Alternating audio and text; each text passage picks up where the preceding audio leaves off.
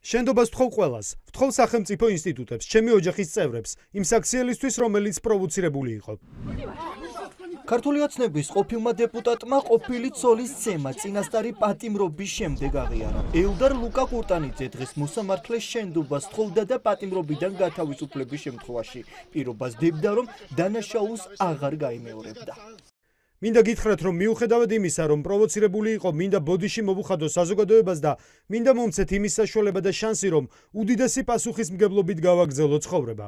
კურტანიძე დღეს ამტკიცებდა, რომ ციხეში მხნედ გრძნობს თავს, მოსწონს პირობები და ციხეები, რომელიც მისმა პარტიამ ააშენა. მადლობა იმ შიშის დაძლევისთვის, რომელიც ყველას გვახსოვს. დღეს საქართველოს შეუძლია იამაყოს. ციხებში კი სუფევს ატმოსფერო, სადაც ყოველი მსჯავრდებული ადამიანად გრძნობს თავს. ოჯახის წევრის მიმართ ძალადობის საქმეზე ბრალდებულ ელდარ კურტანიძეს სახელმწიფო ბრალდება დაკავების მომენტიდან 3 მუხლით ჩადენილ დანაშაულს ედავებოდა. თუმცა ბრალდების მხარემ ოცნების ყოფილ დეპუტატს ციხეში კიდევ ერთი ბრალდება დააწია. საკუთრების უფლების დარღვევა. ყოფილი სპორტსმენი ირწმუნება, რომ ყოფილ ცოლს ქონება შერიგების მიზნით გადაუფორმა. თუმცა გადაფორმების შემდეგ მიქაქაძემ მოატყუა და აღარ შეურიგდა. დღეს ყველაფერი, რაც ქალბატონ ხათუნას გააჩნია, ჩემი შეძენილია. მათ შორის ის სახლით, სადაც თავისი შვილებით ცხოვრობენ. მითხრა, რომ თუ ამ ქონებებს ოფიციალურად გადავუფორმებდი, ოჯახს დაუბრუნდებოდა. სწორედ ამიტომ ვაჩუქეს 3-ვე უძრავი ქონება, რომელიც საკმაოდ დიდი მოცულობისაა. თუმცა როცა მისი სურვილი დაკმაყოფილდა, სრულიად სხვანაირად მოიქცა. ლუკა კურტანიძის მოქმედი საცოლე ამბობს, რომ ყოფილმა ცოლმა ოჯახური სკანდალი კურტანიძის წინააღმდეგ ქონების გამო მოიგონა. ხათუნა მიქაცაძეს კურტანიძემ დიდი აქტივობები გადაუფორმა, თუმცა მას კიდევ უფრო მეტი უნდოდა.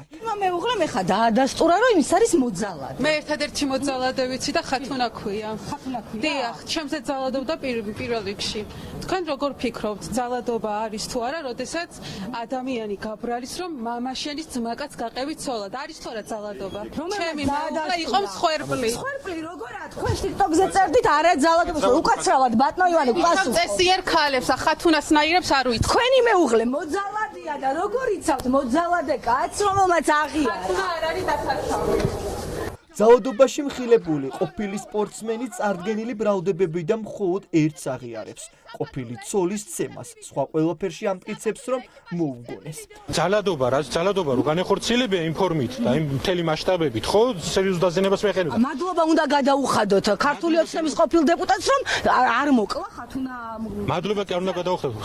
თვითონ ბუნება, თვითონ კურტანიძეს არასოდეს ამას არ იკადრებს. დასკვნა არსებობს, სადაც ჯამთველობის ხარისხი არის, ჯამთველობის ხარისხი არის სუბუქი ფორმის 126. რამდენი შუბაკ სუბუქს და მძიმეს ბატონო ივანე რას ლაპარაკობთ ქალი ცემა კაცმა? აღიარებს, ინანიებს, მიაჩნევ პროვოკაციაზე მისი მხრიდან ნაბიჯი იყო არა პროპორციული, გარკვეულ ემოციებს აყვა და ფიზიკური შეხება განახორციელა. გამოძიების ეტაპზე გამოიკვეთა კიდე სხვა დანაშაულის ნიშნები.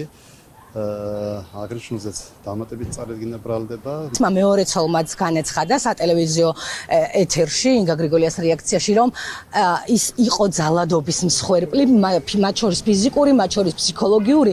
განხორციელდა როგორც ვიცი, როგორც განაცხადეს თბილისის სამოქმედო ტორტურაზე შესაბამის დაწესებულებაში მიმდინარეობს გამოძიება. კურტანიძეს ბრალდება ოჯახის წევრის მიმართ ძალადობის, ოჯახის წევრის ნივთის განზრახ დაზიანებასა და ოჯახის წევრის მიმართ დამცავი ორდერით გათვალისწინებული მოთხოვნებისა და ვალდებულების შეუსრულებლობის მუხლით წარედგინა.